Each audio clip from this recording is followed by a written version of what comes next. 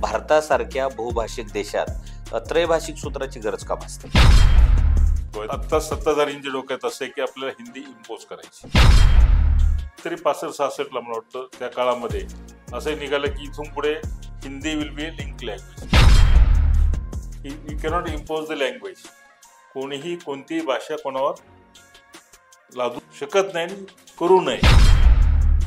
तुम्ही 3 भाषा शिकवल्या नाही तर तुम्हाला NEP ग्रँट अनुदान मिळणार नाही. तामिळनाडूचा राग योग्य आहे. ज्या बालमनात कोवळ्या मनात तुम्ही काय इम्पोज करता 3 भाषा केंद्राला खुश करण्यासाठी. इतर देशांचं बघितलं, जपान, चीन, ते मातृभाषेला पहिलं प्राधान्य देतात, पण आपल्याच देशात हा अट्टहास काय? कळत न कळत समाजाचं असं मत झालंय की इंग्लिशमध्ये शिकलं त्याला नोकरी चांगली. आपल्याला योग्य स्टेजलाच योग्य भाषा इंट्रोड्यूस केली पाहिजे आणि मुलांचं मानसिक शास्त्र जे आहे बालमनाचं त्याचा अभ्यास घेतला पाहिजे. हे निर्णय राजकारण्यांनी घेण्याचे नाही. कोठारी आयोगानंतर सर्वांगीण बदल घडणं हे गरज होती. जुन्या शिक्षण पद्धतीला काही उणीवा होती. आता हिंदी भाषेला देशभरातनं बऱ्यापैकी विरोध होतोय, तर आता ही आंदोलन होत आहेत विविध. सरकारला मागे घ्यावं लागेल. केंद्र त्यांना देशभरात नोकरी करायची, ते आपसूक जातील की हिंदी शिकायला. बरोबर. आता हे जे सूत्र आहे त्रिभाषेचं, हे कुठेतरी विद्यार्थ्यावर बोजा टाकल्यासारखं वाटतंय का? मराठी शिकून काही नोकरी लागणार नाही ना. इंग्रजी भाषेला जे एवढं वेटेज दिलं जाते त्याच्यामुळे आपलं कुठंतरी प्रादेशिक भाषांकडे दुर्लक्ष केलं जातंय. इंग्रजी ही आता परकीय भाषा राहिली नाही. CBSE बोर्ड हे फक्त केंद्र सरकारच्या कर्मचाऱ्यासाठी स्थापन केलं होतं. 50% जास्त विद्यार्थी खाजगी शाळांमध्ये. मग हा दर्जा का सुधारत? जे सरकारचं असतं, जे गव्हर्नमेंटचं असतं ते हलक्या दर्जाचं असतं अशी भावना झाली. गावांना शिक्षक माहित नाही, शिक्षकांना गाव माहित नाही, अशी परिस्थिती. उत्तर भारत आणि दक्षिण भारत यांच्यात कॉन्फ्लिक्ट निर्माण होऊ शकतो का? त्याचा विरोध नाही, जनतेला भडकून दिलं जातं. म्हणजे लादणं, केंद्राने लादणं हा चुकीचं आहे, त्याला विरोध केला पाहिजे. आता ही त्रिभाषिक जी धोरण आहे, हा संधी आहे की अडचण?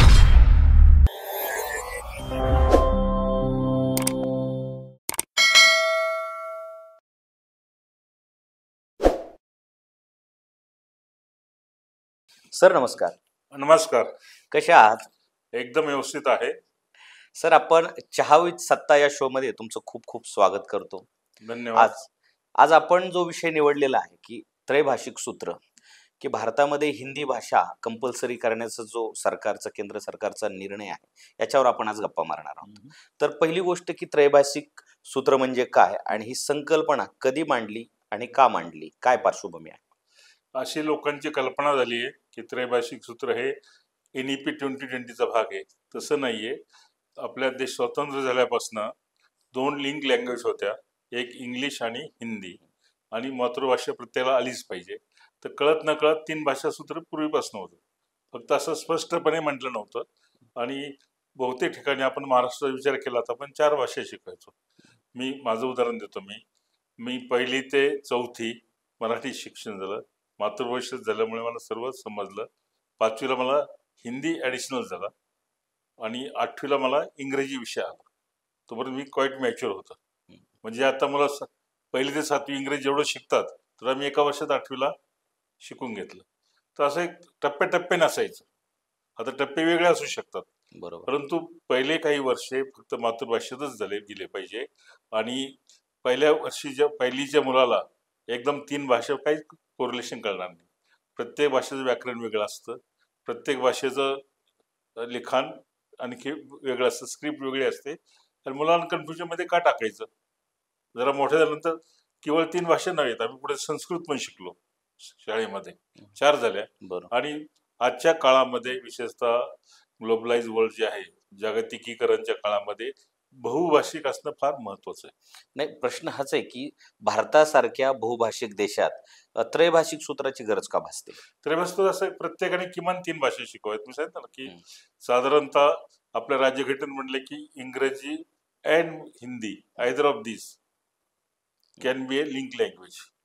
म्हणजे दोन्ही हे आपल्या राष्ट्रभाषा आपण म्हणतो हिंदीला, बरोबर. पण त्याचबरोबर इंग्लिश पण त्यांनी ठेवलेली आहे लिंक लँग्वेज मध्ये. ज्यांना हिंदी नकोय त्यांनी इंग्रजीमध्ये करावं. म्हणून एक मातृभाषा हे 2 भाषा किंवा हिंदीऐवजी दुसरी भाषा. आता हा प्रश्न का निर्माण झाला आहे की कळत न कळत आता सत्ताधाऱ्यांच्या डोक्यात असं आहे की आपल्याला हिंदी इम्पोज करायची, बरं. अशी भावना साऊथची सत्ताधाऱ्यांची चुकामुळे झालेली आहे. आता महाराष्ट्रात आपण पाहिलं तर फडणवीसने जाहीर केलं, मी नाव घेतो मुख्यमंत्र्याचं, माननीय मुख्यमंत्री फडणवीस जाहीर केलं की आम्ही पहिलीपासनं येत्या जूनपासून हिंदी कंपल्सरी करणार.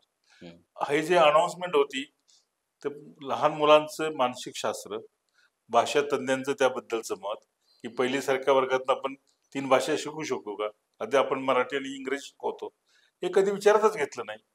फक्त महोदयांनी केंद्र खुश होईल तर त्यांची अशी कल्पना आहे की केंद्राला पहिलीपासून 3 भाषा शिकवा असं वाटतं. मी NEP 2020 मूळचा डॉक्युमेंट 400 पानाचा 2-3दा वाचलाय. तिथं फक्त बहुभाषिक होणं आहे आणि किमान 3 भाषा प्रत्येक नागरिकांना यावं असं आहे. आणि भाषा किती शिकायच्या हे कंपल्सरी करता येत नाही.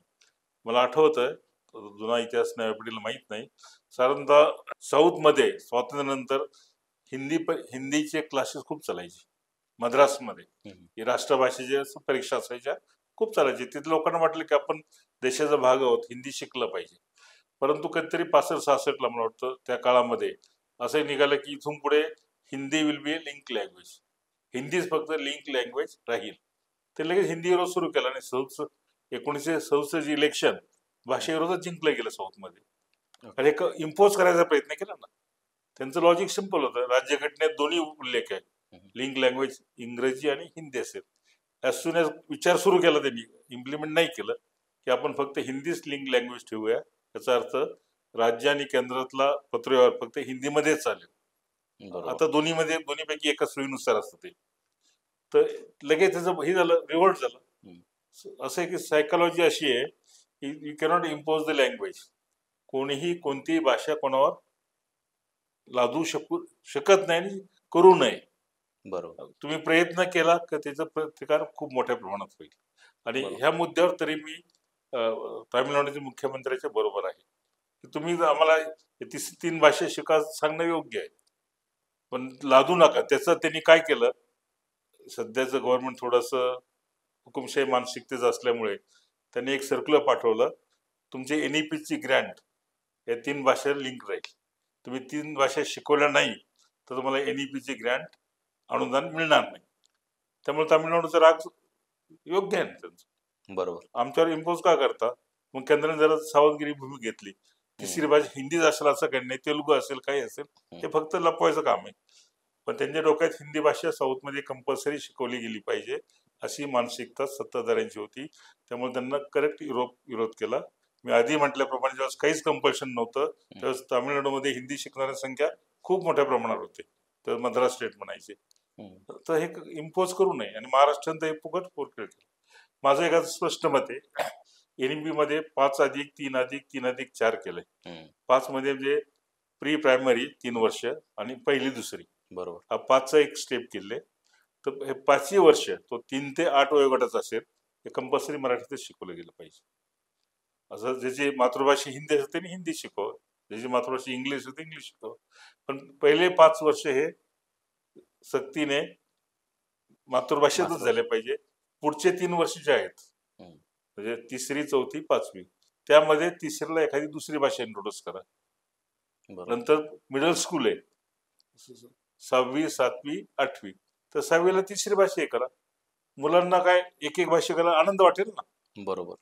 आता तुम्ही 3 भाषा शिकवा सांगितलं, जिल्हा परिषद आपण माहिती आहे, आपल्याला तुम्हाला माहिती आहे, मला माहिती आहे काय चाललंय ते. नुसतं मी इम्प्लिमेंट केलं, हे सांगतील केंद्राला की Maharashtra is the state who had implemented 3 language formula. याच्या पलीकडे यांचं मी टीका करतो असं नाही, पण त्यांची भूमिका हीच आहे की महाराष्ट्राने भारतात प्रथम 3 भाषा सूत्र लावलं. महाराष्ट्रात पहिल्यापासून होतं, अधिक 4थी भाषा संस्कृत पण शिकवली जायची. यात नाविन्यपूर्ण काय नाही, फक्त कोणत्या टप्प्याला काय करायचं या नव्या शैक्षणिक धोरणानुसार शाळेचे स्ट्रक्चर ठरवलंय, तर त्यामध्ये कोणती भाषा कधी शिकवायची हे ठरवावं राज्य शासनाने. फक्त त्यापैकी पहिले 5 वर्षे म्हणजे 8 वर्षाचा मुलगा होईपर्यंत हे मातृभाषेत असलं पाहिजे. अनेक जे शिक्षण तज्ञ आहेत त्यांचं मत असं आहे की मातृभाषेतच तुम्हाला सुरुवातीच्या काळामध्ये शिक्षण कोणतंही सहजपणे आणि पटकन ग्रास्प होतं. बरोबर. आणि असं आहे की तुम्ही जर मोठे झालात, कॉलेजला वगैरे गेला, विद्यापीठात शिक्षणाला, तुम्ही 5 भाषा 6 भाषा 7 भाषा शिकू शकता. बरोबर. ज्या ज्या बालमनात कोवळ्या मनात तुम्ही काय इम्पोज करता 3 भाषा केंद्राला खुश करण्यासाठी. तेव्हा लोकांनी विरोध केला, तो एकदम योग्य आहे. आणि तामिळनाडूचा विरोध योग्य आहे. तुम्ही 3 भाषा त्याला इम्पोज का करता? त्यांना ठीक आहे, ते तामिळ शिकतील आणि इंग्लिश शिकतील.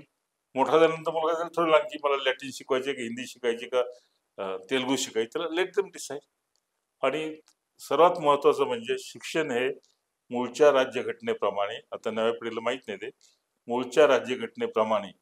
आणि मी अनेक वेळा म्हणतो की आपली राज्यघटना अत्यंत विद्वान लोकांनी केली. आंबेडकर साहेब अध्यक्ष असतील त्या लेखन समितीचे, पण सर्व सदस्य वेस्टर्न पाश्चिमात्यामध्ये शिकलेले होते आणि त्यांना भारत काहीतरी नवा चांगला घडावा अशी इच्छा होती. आपल्या मूळच्या राज्यघटनेमध्ये खूप चर्चा झाली त्यावर, हे दोन्ही बाजूने. आणि शेवटी असं ठरलं की शिक्षण हा राज्याचा विषय असावा. आणि ते सत्य आहे. राज्य शिक्षण हा त्या राज्याचाच विषय पाहिजे. केंद्राने फक्त काही मॉडेल दिले पाहिजे, काही अनुदान दिले पाहिजे, काही गाईडलाईन दिल्या पाहिजे, काही ऍडव्हान्स गोष्टी सांगितल्या पाहिजे राज्याला, पण ते कोणत्या स्वीकारायच्या आणि कोणत्या नाही स्वीकारायचा याचा अधिकार हा राज्याचा पाहिजे. आता टेक्निकली होतं काय, आणीबाणीमध्ये शिक्षणाविषयी कन्करंट लिस्ट, म्हणजे समर्पित लिस्ट कसं काय ते म्हणतो, कन्करंट लिस्ट आहे. ते राज्य आणि केंद्र दोघांचे येतात. बरोबर. तर आणीबाणीपासून हा शिक्षण विषय राज्याचा आहे आणि केंद्राचा आहे. आणि जेव्हा एखादा विषय दोघांचा होतो तेव्हाच केंद्राचा जरा दाब जास्त असतो. बरोबर. त्याचा वापर करून हे तिन्ही भाषा इम्पोज करायचा प्रयत्न केला. तामिळनाडूला पत्र दिलं, तिसरी हिंदी नाही इम्पोज केली, तुमचं ग्रँट मिळणार नाही. आणि त्यांनी करेक्टली, स्टॅलिनचं इतर काही वाईट असेल, मला त्याचं काही देणं घेणं नाही, पण ह्या मुद्द्यावर स्टॅलिन इज करेक्ट. आता आपण जर इतर देशांचं बघितलं, जपान, चीन, ते मातृभाषेला पहिलं प्राधान्य देतात. पण आपल्याच देशात हा अट्टहास काय की बहुभाषिक या गोष्टीचा, आणि भारतात ह्या भाषिक विविधतेचा शिक्षण व्यवस्थेवर काय परिणाम होतो? हे गुलामगिरीची मानसिकता आहे. आपल्याकडे अजूनही मातृभाषेला लोकांना वाटतं की आता इंग्लिश मिडियम स्कूलमध्ये मुलं का जातात, त्यांना परवडत नाही, ते शिक्षकांना पगार नसतो, ते काहीतरी चुकीचं इंग्लिश शिकवतात. पण कळत न कळत समाजाचं असं मत झालंय की इंग्लिशमध्ये शिकलं त्याला नोकरी चांगली मिळत. प्रत्यक्षात काय होतो भाग वेगळा. हे होण्याचं कारण म्हणजे आपल्याकडे अजूनही मानसिकता जी आपली आहे ती गुलामगिरीची आहे. कॉलोनियल माइंड ज्याला म्हणतात ना, वसाहतवादाचं मन, अजून आपण त्यातनं बाहेर पडलो नाही. आणि जगामध्ये अनेक देश असतात. मी स्वित्झर्लंडला काही दिवस गेलो होतो. स्वित्झर्लंड जगातलं एक प्रगत राष्ट्र आहे, अत्यंत श्रीमंत आहे. आणि तिथे मी पाहिलं, थोडं छोटं राज्य आहे ते, महाराष्ट्रापेक्षा खूप लहान आहे. तिथे पाहिलं की काही प्रांतात तेही म्हणतात त्याला डिस्ट्रिक्टला वेगळा शब्द त्या ठिकाणी काउंटी म्हणतात. काही काउंटीमध्ये पहिलीपासून इंग्लिश आहे, बरोबर. काही काउंटीमध्ये 10वी पर्यंत मॅट्रिक पर्यंत इंग्लिशच नाहीये. एवढा छोट्या देशामध्ये इतकं व्हेरिएशन आहे. काही काउंटीमध्ये जर्मन शिकवतात, काही काउंटीमध्ये फ्रेंच मध्ये शिकवतात. तिथल्या लोकांना जी भाषा येते, कारण ते 4-5 युरोपातल्या 4-5 भाषेची कॉमन वसाहत आहे स्वित्झर्लंड. त्या काउंटी डिस्ट्रिक्ट मध्ये जी भाषा चालते त्याच शिकवतात ते. काही इंग्रजी कंपल्सरी करतात, काही करत नाही. तरी स्वित्झर्लंड रिसर्च मध्ये पुढे आहे, टेक्नॉलॉजी मध्ये पुढे आहे. तर आपल्या असे उगाच आपल्या मनात घालून दिलंय पहिलीपासून इंग्लिश शिकवलं म्हणजे आपण टेक्नॉलॉजीत पुढे जाऊ. तसं काही नाहीये.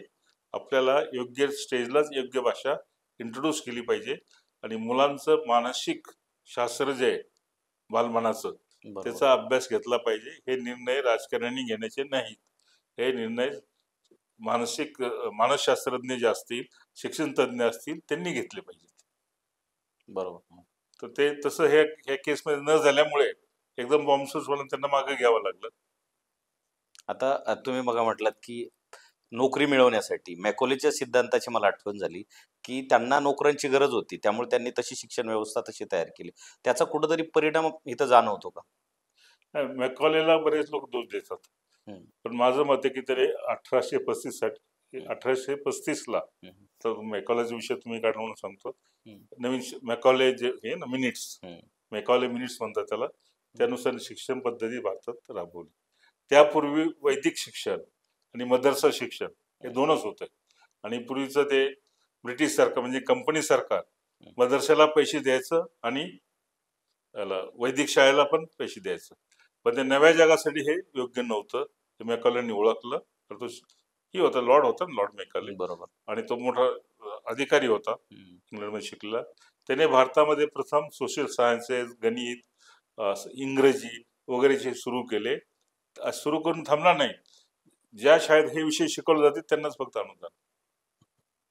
म्हणजे मॅकॉलेंचं बाकी काही असेल, पण मॉडर्न एज्युकेशन सुरू करण्याबद्दल मॅकॉलेंच्या 1835ला स्टेप घेतल्या, आणि ते आर्थिक हेच घेतलं, जर तुम्ही असं शिकवलं तर तुम्हाला अनुदान मिळेल. आणि त्यामुळे आपण अर्थात आपली चूक काय झाली, मॅकॉलेन जे 1835ला घालून दिलं होतं ते आपण 1970 पर्यंत तेच करत होतो. त्यात बदल जे पाहिजे होते 50-60 वर्षांनी. बरोबर. असं असतं, एक साधारण सायकल असते. शिक्षण क्षेत्रामध्ये 40 ते 50 वर्षांनंतर एकदा मोठ्या प्रमाणात फेरबदल झालेच पाहिजे, अपडेट झालं झालं काळानुसार. पाहिजे. त्या मॅकॉलेला आपण केलं नाही, तेव्हा आपण मॅकॉलेला दोष देतो की हे कारकुनाचं शिक्षण सुरू केलं, हे केलं, ते केलं. हे राजकीय कॉमेंट्स असतात. आता त्रिभाषा सूत्राची मांडणी कुठं झाली आणि पहिल्यांदा लागू कुठं झालं? मला वाटतं की स्वातंत्र्यानंतरच हे त्रिभाषा सूत्र आपण सुरू केलं, आणि सांगितलं गेलं की स्वातंत्र्यानंतर सक्तीचं काहीच नव्हतं केलं. काळाच्या ओघामध्ये प्रत्येक राज्यामध्ये 3 भाषा शिकवल्या गेल्या पाहिजेत. जेव्हा सक्तीचं भाषा आलं त्यामुळे आधी म्हटल्याप्रमाणे साऊथने त्याला विरोध केला. आणि आता याच्यात मला आठवत आहे की जो 67-68ला जो कोठारी आयोग आला होता, कोठारी आयोगामध्ये सुद्धा 3 भाषा सूत्र म्हटलंच होतं की कंपल्शन नव्हतं केलं की शाळेमध्ये किमान मुलांनी 3 भाषा शिकलंच पाहिजे. बरोबर. आणि उत्तर भारतामध्ये हिंदी, इंग्लिश, संस्कृत किंवा कोणती एखादी तिसरी भाषा ते शिकतात. साऊथमध्ये त्यांची मातृभाषा इंग्लिश, आणि ज्यांना शक्य ते हिंदी शिकतात. म्हणजे कोठारी आयोगामध्ये 3 भाषा हे सांगितलं घेतल्या पाहिजेत, असं कंपल्शन नव्हतं. प्रथम हे कंपल्सरीचं वातावरण देशात निर्माण केलं, आणि कंपल्सरी ते सुद्धा अनुदानाला जोडून केलं. त्यामुळे हा उद्रेक झालाय. आता त्रिभाषा सूत्र हे चांगलं आहे. शाळेच्या काळामध्ये 3 भाषा हे मुलांनी शिकलंच पाहिजे. बरोबर. आता 1968, 1986 आणि 2020 या विविध शैक्षणिक धोरणामध्ये या त्रैभाषिक सूत्रात बदल कसे झाले? मला कोठारी आयोग मी फार पूर्वी वाचलेला आहे. 67ला तो 67-68 या काळामध्ये तो 68ला प्रत्यक्षात सुरू झाला. बरोबर. आणि कोठारी आयोगामध्ये ही अपेक्षा केली की मुलाने शालेय शिक्षणामध्ये 3 भाषा शिकल्याच पाहिजे, आणि शक्य तेवढं पहिलं शिक्षण हे मातृभाषेत झालं पाहिजे. आपल्या केसमध्ये मराठीत झालं पाहिजे. आणि 67-68 जो कोठारी आयोग होता तो पूर्णपणे क्रांतिकारक होता. म्हणजे त्यांनी 2 स्टेज आहे ना, 10+2 3 वर्ष डिग्री कोर्स रचना पूर्णपणे बदलली होती. आणि त्यामध्ये अशी अपेक्षा होते की 2 स्टेजला त्यांना थोडं आपण आता जे स्किल म्हणतो आपण, तर +2 म्हणजे 11-12च्या काळामध्ये अनेक स्किल शिकवावेत, जेणेकरून जे काही मुलं ग्रॅज्युएटला जातील, काही आपले व्यावसायिक अभ्यासक्रमाला जातील. तसं तितकंच झालं नाही, पण कोठारी आयोगाने हा पूर्णपणे अभ्यास करून संपूर्ण शिक्षणाची बदल केला होता. 86 जे बदल होते नरसिंहरावनी केलेले, तेव्हा ते HRD मिनिस्टर होते, राजीव गांधीच्या मंत्रिमंडळात शिक्षण मंत्री. त्यांनी बदल थोडेसे केले, विशेषतः PhDचं कसं असावं, उच्च शिक्षणामध्ये काय असावं, असे स्ट्रक्चरल बदल नाही केले, पण काही नियमामध्ये बदल केले. आणि शिक्षणामध्ये ज्या काही व्यवस्था होत्या, ज्या काळाच्या ओघात चुकीच्या वाटत होत्या, त्या त्यांनी दूर करून शिक्षण अधिक काळाला अनुसरून कसं होईल असं नरसिंहरावनी प्रयत्न केला. पण ते बदल क्रांतिकारक नव्हते. आता आपला 2020 जे आहे NEP हे पूर्णपणे क्रांतिकारक बदल आहे. तुम्हाला पाहिजे तिसरी ते 1 ते 6 वर्ष आपल्याकडे बालवाडीत असतात. 3 वय ते 6 वर्ष, आणि ते बाल समाज कल्याणकडे असते किंवा आपल्या महिला आणि बाल मिनिस्ट्री जे असते त्यांच्याकडे असतं. आता 3 ते 6 जे मुलं शिकतात ते सुद्धा शिक्षणाला त्यांनी जोडून टाकले. शाळेचं शिक्षण स्ट्रक्चर बदललं. बरोबर. नंतर मिडल स्कूलची कल्पना काढली, 6, 7, 8 आणि 9 ते 12 हे हायस्कूल केलं, हायर सेकंडरी काढून टाकलं. हा बदल करण्यामुळे ग्रॅज्युएट आणि पोस्ट ग्रॅज्युएट खूप बदल केले. तर हा NEP 2020 हा मोठा क्रांतिकारक बदल आहे. दुर्दैवाने तुमचा प्रश्न देईल पुढे कदाचित, पण हा इम्प्लिमेंट करायला खूप उशीर केला त्यांनी. मला आठवत आहे 2014ला सध्याचं गव्हर्नमेंट आल्यानंतर त्याने ऑगस्ट सप्टेंबरमध्ये काहीतरी घोषणा केली आणि TSR सुब्रमण्यम ते आता कस्तुरंगचे आधी अध्यक्ष होते, ते गेल्यानंतर कस्तुरंगन झाले. कस्तुरंगने मागच्या आठवड्यात गेले. तर 14ला नेमलेला आयोग त्यांनी 18ला रिपोर्ट दिला, 19ला आम्ही स्वतः वाचला, 19 इलेक्शन मध्ये त्याचा वापर केला आम्ही करतो आणि प्रत्यक्ष डिसिजन घेतला जुलै 2020ला. 14चे सुरू, डिसेंबर 18ला सबमिशन आणि जुलै 2020ला कॅबिनेट डिसिजन. एवढा वेळ का लागला? प्रायोरिटी वेगळ्या आहेत ना गव्हर्नमेंटच्या, कारण हा ड्यू होता. कोठारी आयोगानंतर सर्वांगीण बदल घडणं एक गरज होती. काही जुन्या शिक्षण पद्धतीला काही उणीवा होत्या, त्यावर खूप चर्चा होती. शिक्षण तज्ञ म्हणतात, समाज म्हणतो हे शिक्षण इतकं कामाचं नाही वगैरे वगैरे. तर तो ड्यू होता, पण त्यांनी खूप वेळ घातला आणि वेळ घालूनही त्याच्या अंमलबजावणी ह्या प्रचाराचाच भाग जास्त आहे. आता हिंदी भाषेला देशभरातनं बऱ्यापैकी विरोध होतोय, तर आता ही आंदोलनं होत आहेत विविध ठिकाणी, तर ह्याचा परिणाम आता ही अंमलबजावणीवर कसा होईल असं तुम्हाला वाटतं? हे सरकारला मागे घ्यावं लागेल केंद्राला. आता महाराष्ट्रात काही फरक पडत नाही, कारण आपलं मराठीची लिपी देवनागरी आहे, बरोबर, हिंदीची लिपी देवनागरी. देवनागरी. तर पूर्वी आमच्या काळात 5वी पासून सुरू करायचे. आमच्या पहिल्या 3-4 महिन्यात आम्हाला हिंदी वाचता यायचं. गुरुजींनी थोडंफार शिकवलं की आम्ही स्वतः हिंदी जरी वाचायचं, फक्त शब्दांचे अर्थ कळले, वाचायला काहीच अडचण नसायची. बरोबर. साऊथ मध्ये प्रश्न हा आहे, त्यांची स्क्रिप्ट पूर्णपणे वेगळी आहे, देवनागरी नाही. त्यांची अडचण आहे, ते आपण समजून घेतली पाहिजे. ज्यांना करिअर करायचंय, त्यांना देशभरात नोकरी करायची आहे, ते अपसुक जातील की हिंदी शिकायला. बरोबर. आता जो IAS अधिकारी तामिळचा असेल, तो त्यांनी जर त्याला UP केडर मिळालं तर हिंदी चांगलं शिकतो, तो बोलतो हिंदी. तर सक्ती का करता? इन जनरल जगामध्ये कोणी कोणत्या भाषेची सक्ती करू नये, केली तर ती बॅकफायर होते. बरोबर. आता हे जे सूत्र आहे त्रिभाषेचं, हे कुठंतरी विद्यार्थ्यावर बोजा टाकल्यासारखं वाटतंय का? हा ना, पहिलीपासून 3 भाषा निश्चितपणे बोज आहे. पहिलीला 3 भाषा, त्या बालमनावर त्याला कळणारच नाही कोणती भाषेचं काय ते. कन्फ्युजन वाढेल. तर गडबड. एक मूळतः सिद्धांत असा आहे की एक भाषामध्ये त्याला जुजबी नाही, बऱ्यापैकी नॉलेज आलं पाहिजे. बरोबर. त्याचं माइंड कम्पेअर करतं, मराठीत असं तर हिंदीत असं कसं, मराठीत असं इंग्रजीमध्ये असं कसं, कम्पॅरिझनने तो भाषा शिकत राहतो. एकाच वेळी 3 भाषा शिकवल्या, जे महाराष्ट्र शास्त्राला अभिप्रेत होतं, ते पूर्णपणे चुकीचं आहे. आता ह्या सूत्रामुळं ज्या प्रादेशिक भाषा आहेत ह्याचं संवर्धन कसं आहे, म्हणजे काय कसा परिणाम वाटतो? की त्या प्रादेशिक भाषा संवर्धन करणं त्या राज्याचं काम आहे. आपण मराठीला प्राधान्य दिलं पाहिजे, ते महत्व आहे. माझे मते महाराष्ट्रापुरतं बोलतो. आपण एक आपले गव्हर्नमेंट गर्वाने सांगतो, मी मराठी विद्यापीठ स्थापन केलं. परंतु माझी माहिती अशी आहे की अनेक विद्यापीठामध्ये चांगले मराठीचे डिपार्टमेंट आहेत आणि त्या ठिकाणी प्राध्यापक आहेत, पण मुलंच नाही ते मिळत. नामांकित विद्यापीठात 1 किंवा 2 मुलं आहेत. तर प्रॉब्लेम काय? मला वाटतं मराठी शिकून काही नोकरी लागणार नाही ना, म्हणून माझे असं मी मत व्यक्त केलं, ते लोकांना आवडलं नाही. विद्यापीठावर स्थापन खर्च करण्यापेक्षा ज्या ज्या चांगले विद्यापीठ आहेत, जे विद्यापीठाचे डिपार्टमेंट आहेत, त्या ठिकाणी शिकणाऱ्या मुलांना स्कॉलरशिप द्या ना. तुम्ही मराठी MA ला ऍडमिशन घेतली पुणे विद्यापीठामध्ये, तुला महिन्याला 5,000 स्कॉलरशिप. आणि ते चांगल्या पद्धतीने शिकवा, चांगलं मराठी पास होतील, आपल्याला उत्कृष्ट असा मराठी जाणणारा वर्ग महाराष्ट्रात तयार होईल. म्हणजे विद्यापीठाला खर्च किती असतो तुम्हाला माहित नाहीये, किती नवं विद्यापीठ स्थापन करायचं. त्यापेक्षा 100-200 मुलांना पूर्ण निर्णय विद्यापीठात जर स्कॉलरशिप दिली असती, ते कदाचित मराठीचं संवर्धन अधिक चांगल्या प्रकारे झालं असतं. आणि प्रत्येक राज्य आपापल्याप्रमाणे करतात ना, भाषा संवर्धन करतात, अडचण नाहीये. तामिळनाडू करते, प्रत्येक राज्य करतंय. बरोबर. आता विद्यार्थ्यांना ह्याचा फायदा होईल का नाही, ह्या सूत्राचा कसं आहे, या धोरणाचा? होईल ना.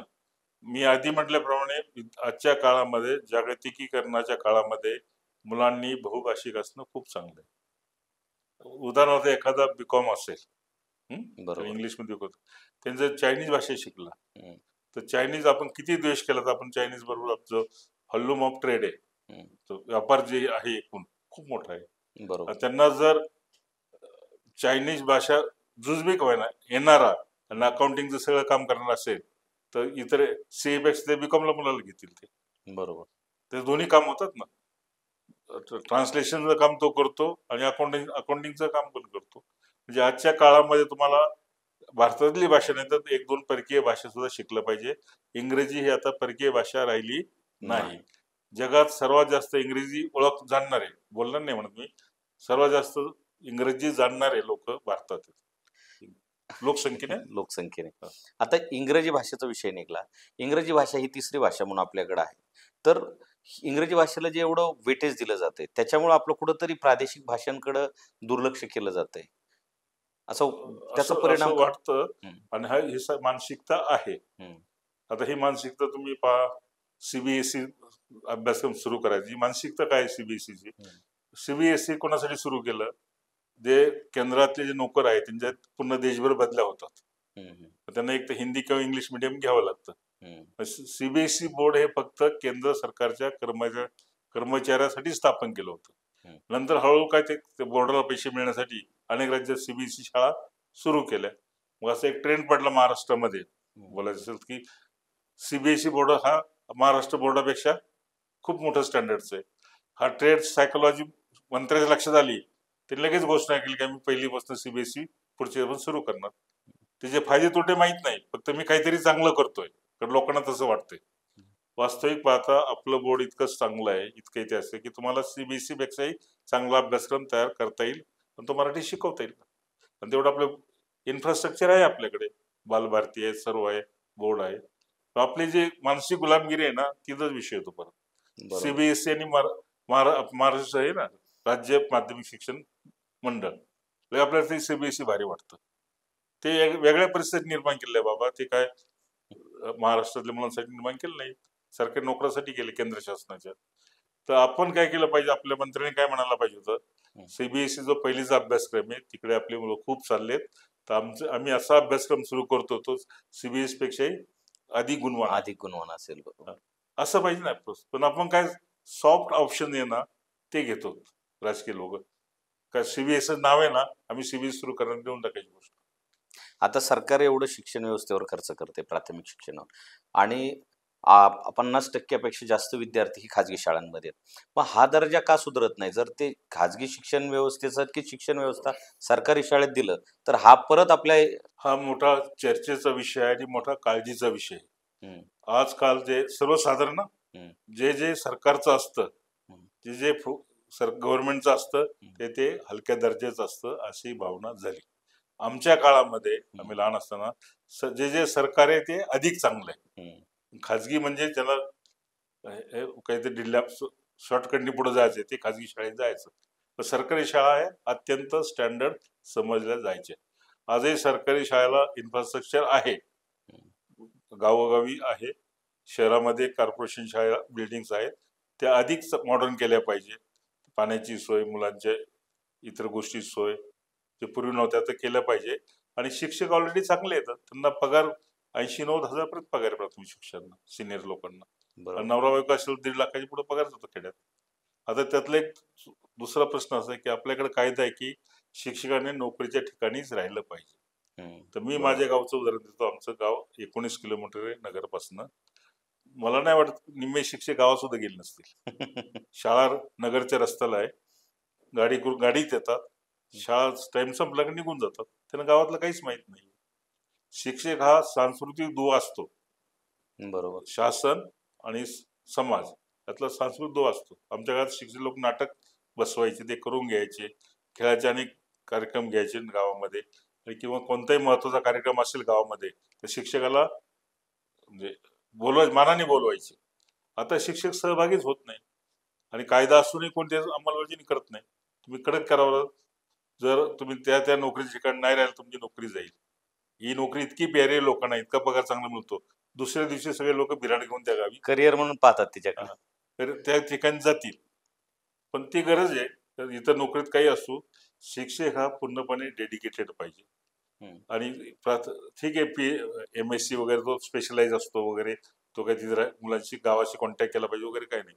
पण प्राथमिक शिक्षण जेव्हा मातृभाषेत देतो त्या मुलांना सांस्कृतिक त्यांचं उत्थान करण्यासाठी शिक्षकाचा गावातल्या लोकांशी समन्वय हा खूप चांगला पाहिजे. आणि गावाच्या विकासातला शिक्षक हा महत्वाचा दुवा पाहिजे.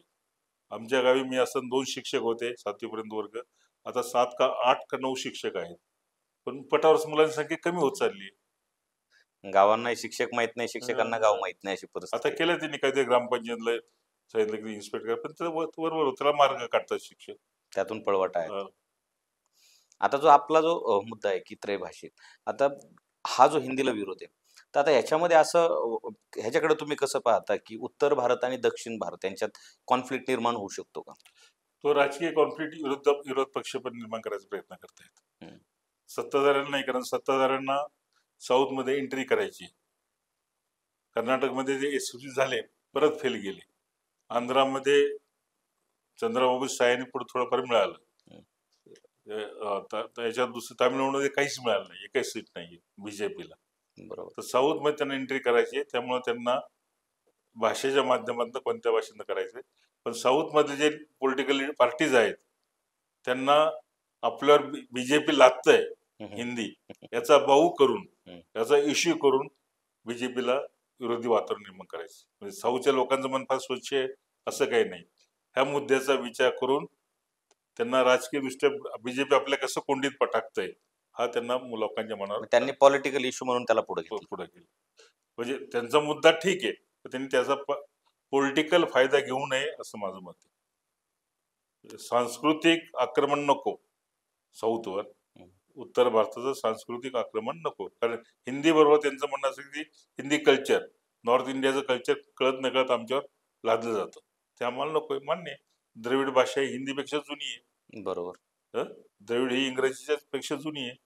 ते महत्वाची ठीक आहे. आता मुलांची संख्या कमी झाली, तामिळनाडू आणि श्रीलंकेमध्ये काही बोलतात, पण एकेकाळी द्रविड ही जगातली महत्वाची भाषा होती, त्याचा आपण गौरव केलाच पाहिजे. आणि ते गौरव केला ना आपण सक्ती नाही केली तर ते लोक जाणून हिंदी शिकतील. कारण सर्वात जास्त नोकऱ्या हिंदी भाषिक भागामध्ये आहेत. बरोबर. आता तुम्ही स्वतः घेतलं, ग्रॅज्युएट असला, तामिळचा अभिमान आहे, पण तुम्हाला कळलं की आपण थोडंफार काम चालू हिंदी शिकलं तर आपल्याला तिकडे नोकरी मिळू शकेल. हिंदी शिकतं माणूस ना. बरोबर. हे निवळच राजकीय भूमिका आहे म्हणून ह्याला विरोध आहे का? जनतेचा विरोध नाही, जनतेला भडकून दिलं जातं. म्हणजे लादणं, केंद्राने लादणं हा चुकीचं आहे, त्याला विरोध केला पाहिजे, परंतु त्याचा फायदा राजकीय घेऊ नये.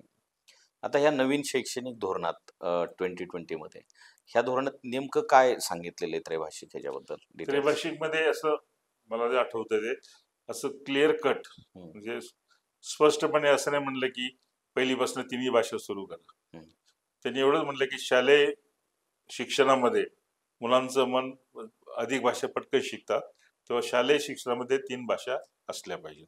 म्हणून मी आधी म्हटल्याप्रमाणे बेस्ट सोल्युशन असं की पहिलीला पहिले 5 वर्ष मराठीत महाराष्ट्राकरता, नंतर पुढचा टप्पा 3 ते 6 आहे, त्यामध्ये 3ला दुसरी भाषा द्यावी आणि 6ला तिसरी भाषा द्यावी.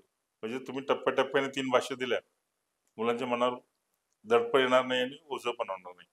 तर त्रिभाषा सूत्र हे शांततेने चांगल्या प्रकारे राबवू शकतं, राबवणं गरजेचं आहे. आणि साऊथला एक दिवस कळेल की आपण हिंदीत घेतलं तर आपला फायदा अधिक आहे. पण तुम्ही इम्पोज करायचा प्रयत्न केला तर ते त्याचा राजकीय फायदा घेणार आणि त्यांनी घेणं चुकीचं नाहीये. तर मी आधी म्हटलं भाषा ही कोणावरही लादू नये, लादता येत नसते. आता या धोरणाचा ग्रामीण विद्यार्थी आणि शहरी विद्यार्थीवर कसा परिणाम होतो? तसे शहरामध्ये इंग्रजी जाणणारे बरेच लोक असतात, त्यामध्ये इंग्रजी भाषा शिकवली त्यांना अर्ली स्टेजमध्ये तर त्यांना कळते. पण ग्रामीण भागामध्ये जर 3 भाषा तुम्ही, आता ती हिंदी इंट्रो केली त्यांनी, पण अगदी इंग्रजी सुद्धा पहिलीपासून सुरू केली तर आपण, तुमचा अनुभव असेल की 7वी पर्यंत इंग्रजी शिकवतं पण त्याला त्याचं नाव आणि ऍड्रेस लिहिता येत नाही. बरोबर. मग 7 वर्ष शिकून काय फायदा आहे? तेच तुम्ही 5वी पासून शिकवलं का 6वी पासून शिकवलं तर त्यावेळेस मॅच्युअर विद्यार्थी झाला असून चांगलं शिकेल ना. तर ग्रामीण भागामध्ये भाषेविषयी नेहमीच परिस्थिती वाईट असते, कारण ते भाषा ही इंटरॅक्शनने सुधारते. शहरातल्या मुलांचे इंटरॅक्शन, तर मराठी शब्द आठवत नाही मला, इंटरॅक्शन जास्त होत असते, तर त्यांची भाषा लवकर सुधारते. खेड्यातल्या मुलांनाही अडचण असते. त्यांचे इंटरॅक्शन करण्याचं मुख्य सूत्र म्हणजे घरचे, जे मातृभाषा आणि शाळा.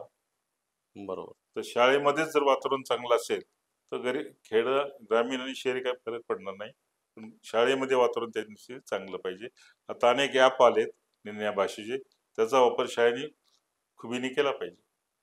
आता जर आपण पाहिलं तर गरज कशाची, तर सध्याच्या काळामध्ये टेक्नॉलॉजी वाढत चालली आहे, स्किल बेस्ड एज्युकेशन चाललंय. मग हे भाषा आधारित विषय ही याच्याकडे तुम्ही कसं पाहता? आता काय आहे की केंद्र शासन भूमिका आहे, म्हणजे पहिलीपासून इंग्रजी वाढत चाललंय. हम्म. इंग्लिश मिडियम शाळा जवळ 30-40% मुलं इंग्रजी मिडियम शाळेमध्ये जायला लागली. 30-40% असेल महाराष्ट्रात, 30% नक्की आहे. आणि दुसरीकडे तुम्ही त्याच वेळेस ते सरकार पदव्युत्तर शिक्षण आणि सायन्स टेक्नॉलॉजी सुद्धा, मेडिकल सुद्धा मातृभाषेत द्यायसाठी अनाऊन्स करतं. हा विरोधाभास नाही का? बरोबर आहे. खालून तुम्ही ते इंग्रजी शाळा महत्व वाढत चाललंय शाळेमध्ये महाराष्ट्रामध्ये, आणि आणि वर मात्र तुम्ही मातृभाषा त्यासाठी अनुदान देतात, त्याचे बरोबर. टेक्स्टबुक लिहितात. ते टेक्स्टबुक कसे येतात? फक्त क्रियापद मराठीत आहेत, हम्म. बाकी सर्व बाकी इंग्रजी शब्द वापरले इंग्रजीमध्ये आहे. आणि देवनागरी मध्ये ते छापलेले येतात. मग तर भाषा तेव्हा शिक्षण गरजेचं वाटतं का? तेव्हा कसं आहे की त्या लेवलला आपण टेक्नॉलॉजी ही युरोपमध्ये अमेरिकेत डेव्हलप झाली आहे, ती इंग्रजी भाषेत डेव्हलप झाली आहे. पण आपण इंग्रजी भाषा शिकणं काही गैर नाही. अर्थात त्यातले जो महत्वाचा भाग आहे, ज्या गोष्टीचा समाजाशी इंटरॅक्शन होतो, तो तुम्ही आपल्या मातृभाषेत ट्रान्सलेट करता आला पाहिजे. ते शब्द दोघांना आले पाहिजे, समाजाला आले पाहिजे आणि तंत्रज्ञानाला, डॉक्टर असेल इंजिनियर त्याला आले पाहिजे. पण जे कोर नॉलेज आहे ते इंग्लिशमध्ये शिकण्यात काहीच चूक नाही, किंवा ते आजही गरजेचं आहे. आपल्या मातृभाषा तितक्या समृद्ध झाल्या नाहीत जे तुम्हाला सायन्स अँड टेक्नॉलॉजी सुद्धा मातृभाषेत शिकता येईल. तर आपल्याकडे ते टेक्नॉलॉजी डेव्हलप झाली नाही ना, आपण बाहेरचं आणतो. बरोबर. जपानीज, जर्मन लोकांना का मातृभाषेत शिकता येतं? कारण ते टेक्नॉलॉजी डेव्हलप झाली ना, त्यांच्याच भाषेत आणि ते डेव्हलप शब्द त्यांच्या भाषेतले तिथं वापरले तिथं गेले वापरले, त्यांच्या भाषेत आणि आपण ते कॉपी केलेत. कॉपी केले. तेव्हा आपण तो इश्यू करू नये, प्रोत्साहन द्यावं की जो कोणी मातृभाषेत ट्रान्सलेट करेल अशाला प्रोत्साहन द्यावं, पण आम्ही पॉलिसी म्हणून करू नये. पॉलिसी हे का करतंय केंद्र शासन? त्यांना परत लोकांमध्ये देशाभिमान जागायचं. पहा, आम्ही उच्च शिक्षण सुद्धा मातृभाषेत केलं आणि पहिलीपासून इंग्रजी सुरू केली.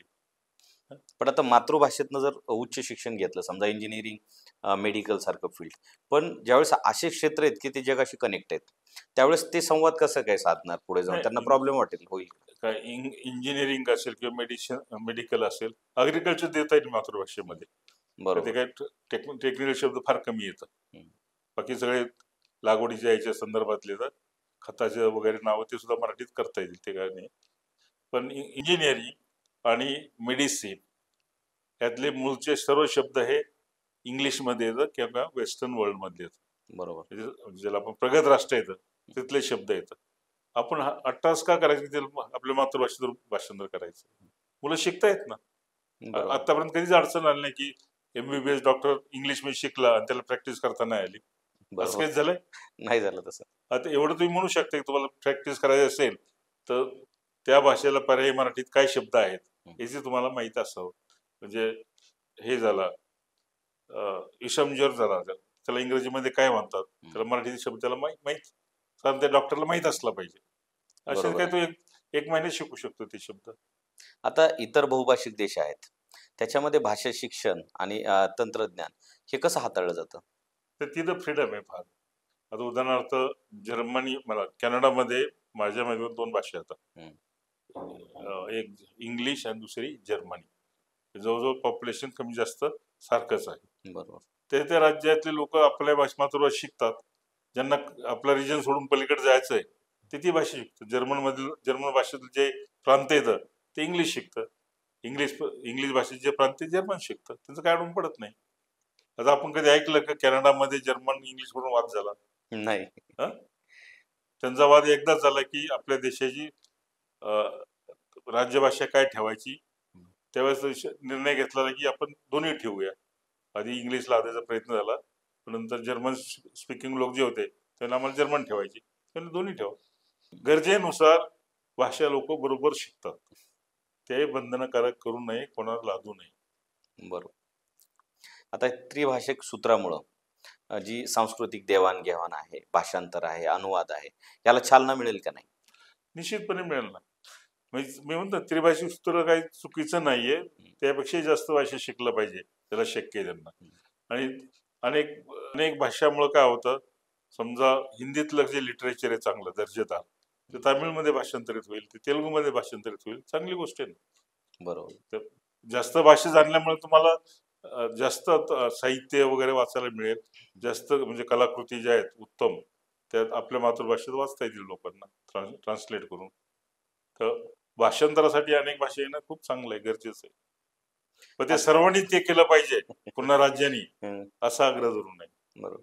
आता डिजिटल युग आहे. डिजिटल युगामध्ये हे त्रिभाषिक सूत्राचं धोरण कितपत योग्य आहे? डिजिटल युग मध्ये कसं आहे, ते युनिव्हर्सल भाषा एक वेगळी तयार झाली. बरोबर. भविष्य कसं असेल? सिम्बॉलची आहे ते, हे त्यातले बरेच शब्द इंग्रजी आहेत, पण ती इंग्लिश पण पूर्णपणे नाही. हे जे सिम्बॉलिक आहे सर्व. बरोबर. त्यामुळे कोणता भाषा तर काय अर्थात अडचण येणार नाहीये. डिजिटल युगामध्ये कोणताही भाषिक आपलं लँग्वेज आणि डिजिटल लँग्वेज यामध्ये हे जोडता येईल, इतकं काही अवघड नाही. आणि डिजिटल युग हे एक सोल्युशन आहे, जे भाषावर लोकांचा जो हे ना अहमभाव, तो नाहीसा करण्याचं एक सोल्युशन आहे, नाहीसा करण्याचा एक उपाय. डिजिटल युगामध्ये सगळ्याच भाषा सामील होऊ शकतात. कॉमन भाषा तयार होते डिजिटल. तुम्ही कशाला भाषेसाठी बांधतात? आपोआप सामील होतात तुम्ही याच्यामध्ये. तुमची भाषा येते, इतरांची येते, चालू आहे. तसं आमचं गणित आहे. मी महाराष्ट्र म्हणून काय गणित उच्च शिक्षण, उच्च गणित मी केलं काय, चायनीज लोकांनी गणित केलं काय, सारखंच आहे ना. सारखंच इक्वेशन तेच स्वरूप येतं. युनिव्हर्सल सत्य जे आहे, अंतिम सत्य, दोन्ही मध्ये सारखंच आहे. वर्णनात फरक पडेल, पण कंटेंट मध्ये रिझल्ट सेम आहे. कळतं, थोडा प्रयत्न केला, बारकाईने वाचलं. चायनीज मधलं रिसर्च पेपर सुद्धा आपल्याला कळतो. इंग्लिश मॅथमॅटिक्सचा, बरोबर. जसं मॅथमॅटिक्स जशी युनिव्हर्सल लँग्वेज आहे, तसं आता डिजिटल लँग्वेज ही युनिव्हर्सल होणार आहेच. ते आपण मान्यच केलं पाहिजे. आणि डिजिटल लँग्वेज म्हणजे मराठीतच पाहिजे असं आग्रह धरणं सुद्धा चुकीचं आहे. तामिळमध्ये सुद्धा धरणं चुकीचं आहे. हिंदी धरणं सुद्धा चुकीचं. ती नवीनच भाषा विकसित होईल आणि तुम्ही आपल्या भाषेत शब्द त्यामध्ये टाका की आपल्या पुरतं ते वेगळं करा. हे चांगले टेक्नॉलॉजीने अनेक सामाजिक प्रश्नाला टेक्नॉलॉजी हे उत्तर असतं. बरोबर. मानवजाती इतिहास जर पाहिला तर अनेक प्रश्न जे वाद निर्माण होते, नवीन टेक्नॉलॉजी आले ते वादीच लोक विसरून गेले. बरोबर. तसं डिजिटल टेक्नॉलॉजीमुळे मला वाटतं कदाचित हे भाषेचे जे वाद आहेत ते संपतील, कमी होतील. संपणार नाही याचं कारण काही लोकांना हवेत ना राजकारणासाठी. बरोबर. ते संपू देणार नाहीत, पण ते प्रमाण कमी होतील. आता अलीकडच्या विद्यार्थ्यांना आता ही त्रिभाषिक जी धोरण आहे, हा संधी आहे की अडथळा आहे? मला वाटतं संधी आहे, फक्त सक्तीचं करून नाही. महाराष्ट्र पुरतं म्हणायचं ते ऑलरेडी आपल्याकडे होतच आहे आणि चालू राहणार आहे. पण इतर राज्य जे आहेत, विशेषतः तामिळनाडू आणि तेलंगणा, याने सुद्धा सक्ती म्हणून घेऊ नये. एक नवीन भाषा बहुभाषिक झाला पाहिजे प्रत्येकाने, हे तत्व सर्वांना मान्य आहे. तर तामिळ मुलाने तामिळ, इंग्रजी आणि एक फ्रेंच शिकावं, फ्रेंच चौथी भाषा. तिसरी भाषा हिंदी शिकलं तर वाईट काय? 60% लोक हिंदी बोलतात देशातले, तर 60% लोकांची तुम्हाला कनेक्ट होण्यासाठी हिंदी उपयोगी पडेल. म्हणून ते चांगलं आहे. तुम्ही फ्रेंच एका वेळेस नाही शिकलं तरी चालेल, उशिरा शिकलं तरी चालेल, पण आधी हिंदी शिकलं पाहिजे, कारण तुमच्या देशात लोकांशी तुम्हाला कनेक्ट होता येईल. बरोबर. तर मंडळी, आज आपल्या या 7व्या व्यासपीठावर सन्माननीय कुलगुरू डॉक्टर सर्जेराव निमसे सर आले आणि त्यांनी सविस्तर अशी त्रैभाषिक धोरणाबद्दल माहिती दिली आणि मार्गदर्शन केलं. त्याबद्दल मी सत्ता कुटुंबाच्या वतीने त्यांचे खूप खूप आभार मानतो. आणि आपणही अमूल्य असा वेळ रसग्रहण करण्यासाठी दिला, त्याबद्दल आपल्या सर्व मंडळींचे खूप खूप आभार मानतो. कुलगुरू डॉक्टर सर्जेराव निमसे सरांना मी पुढील वाटचालीसाठी खूप खूप शुभेच्छा देतो. पुन्हा भेटूयात एका नवीन विषयावर, एका नव्या पाहुण्यांबरोबर. भेटत राहू, बोलत राहू. तर मंडळी, अजूनही चॅनलला सबस्क्राईब केलं नसेल तर प्लीज सबस्क्राईब करून घ्या आणि बेल आयकॉन दाबायला विसरू नका, म्हणजे येणारे एपिसोड तुमच्यापर्यंत पोहोचतील. आणि हो, एपिसोड जर आवडला तर तुमच्या जवळच्या व्यक्तीपर्यंत नक्की शेअर करा. तोपर्यंत सर्वांना माझा जय हिंद, जय महाराष्ट्र.